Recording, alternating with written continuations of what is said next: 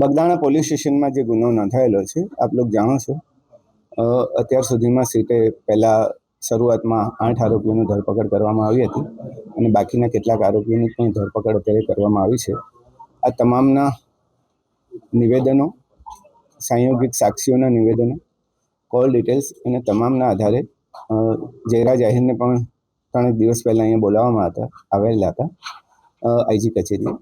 એમની પૂછપરછ ચાલેલી હતી અને ત્યારબાદ પણ બીજા 2 આરોપીઓની ધરપકડ સીટે કરેલી હતી અને તમામ પુરાવાઓને અત્યારે ધ્યાને લેવામાં આવ્યા અને આજે સવારથી જ એસઆઈટીએ સાથે તમામ પુરાવાઓની ચકાસણી કરી હતી અને ચકાસણીના અંતે કેટલીક બાબતો સ્પષ્ટ કરવા માટે જયરાજ આહિરને ફરીથી અત્યારે સમન્સ પાઠવવામાં આવ્યું છે અને સમન્સના આધારે તેમની પૂછપરછ બાદ તમામ એસઆઈટીની ટીમને ચોક્કસપણે લાગ્યું છે કે આમાં પ્રાથમિક પુરાવા પૂરતા છે કે જેમાંથી જયરાજ આહિરની અમે ધરપકડ કરી શકીએ, એટલે આજરોજ એમની ધરપકડ કરવામાં આવી છે. હવે શરૂઆતના તબક્કામાં જ્યારે એસઆઈટીએ આ તપાસ કરી હતી ત્યારે પણ કેટલાક પુરાવાઓ જે હતા જેની મોલવણી અમે કરવામાં આવી હતી અને ત્યારબાદ જે 8 આરોપીઓની ફર્ધર પૂછપરછ કરવામાં આવી એમાં પણ કેટલીક સંડોવણીઓ જણાવી હતી અને ત્યારબાદ બીજા 2 આરોપીઓની ધરપકડ કરવામાં આવી. એના પછી પણ 2 મહત્વના સાક્ષીઓના નિવેદનો પણ લેવામાં આવ્યા અને અન્ય ટેકનિકલ પુરાવો પણ પ્રાપ્ત થયો છે કે જે એફએસએલની વેરિફિકેશન માટે જરૂરી છે, પણ એ પુરાવો પણ અમે ધ્યાને લીધો છે.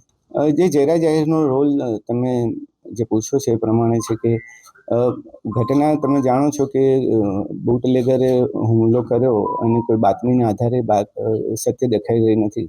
એકચ્યુઅલી જે આરોપીઓ જે છે રાજુ, નાજુ અને અન્ય લોકો પણ એ પણ જયરાજ આહિરના સંપર્કમાં પહેલેથી જ હતા અને મોટાભાગે એ તમામનું અને જયરાજ આહિરનું પોતાનું પણ રોષ હોવાનું કારણ સ્પષ્ટ થયું છે. અત્યાર સુધીમાં મોટાભાગના આરોપીઓની ધરપકડ કરી લીધી છે. ટેકનિકલ ડિટેલ્સના આધારે પણ શક્ય છે કે કેટલાક આરોપીઓ હજુ મળી શકે અથવા તેમના પુરાવા અમારે વેરીફાઈ કરવા પડશે. સર, તત્કાલીન પીઆઈ ડીવી ડાંગરનો શું આમાં બેદરકારી ભર્યો રોલ છે?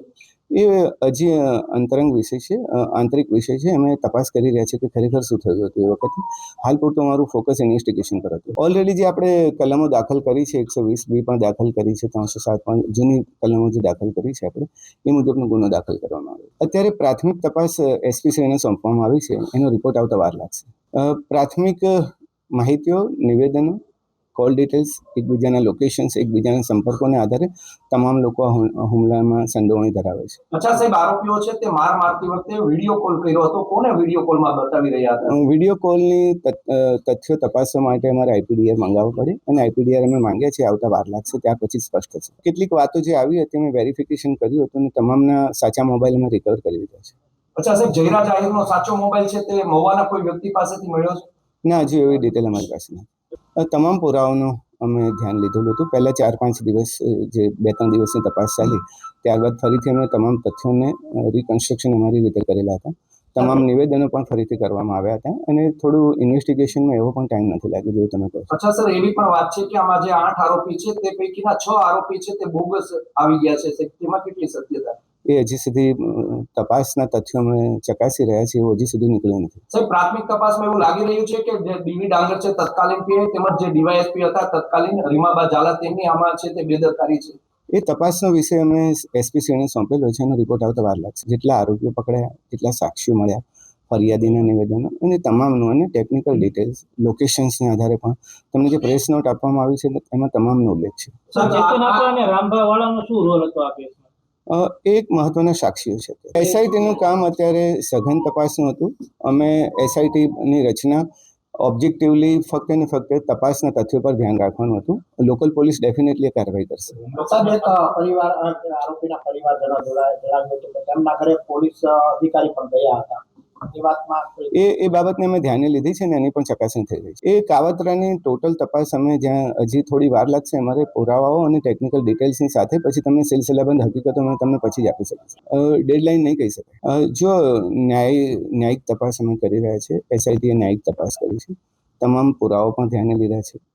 આક્ષેપો પ્રતિ આક્ષેપો તો થતા રહે છે, પરંતુ હજી સુધી એવું કોઈ વૈમનસ્ય ઊભું થાય એવું જણાયેલું નથી અને છતાં પણ આ પ્રકારનું થાય તો અમારી અપીલ છે કે આ પ્રમાણે સોશિયલ મીડિયાનો ગેરઉપયોગ કેટલાક લોકો ના કરે. મેં પહેલાં જ જણાવ્યું કે એસઆઈટીનું કામ સઘન તપાસનું હતું. ઓબ્જેક્ટિવિટી તપાસમાં રહી એના માટે અમે કામ કરતા હતા અને એટલા જ માટે લોકલ પોલીસની સામાજિક પરિસ્થિતિનું આકલન કરી એમને ફ્રી રાખવામાં આવી હતી અને અમારા તપાસના તથ્યો પર અમારું આધારિત હતું. એટલે બાહ્ય પરિબળો અથવા બાહ્ય વાતાવરણની એસઆઈટીની તપાસ પર કોઈ અસર નથી. સીડીઆર અમે બધા મોબાઈલને પ્રાપ્ત કર્યા છે. તમામ આરોપીઓના મોટાભાગના આરોપીઓને એક સિવાયના તમામ આરોપીઓના મોબાઈલ પણ પ્રાપ્ત કર્યા છે. કેટલાક રેકોર્ડ પણ મેળવ્યા છે અને આઈપીડીઆર પણ મંગાવ્યા છે.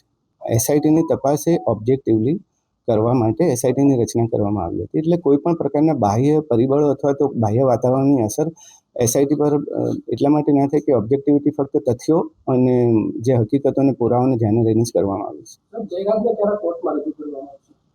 એ હવે ડિસિઝન લઈશું. તપાસ એક સતત ચાલતી પ્રક્રિયા છે.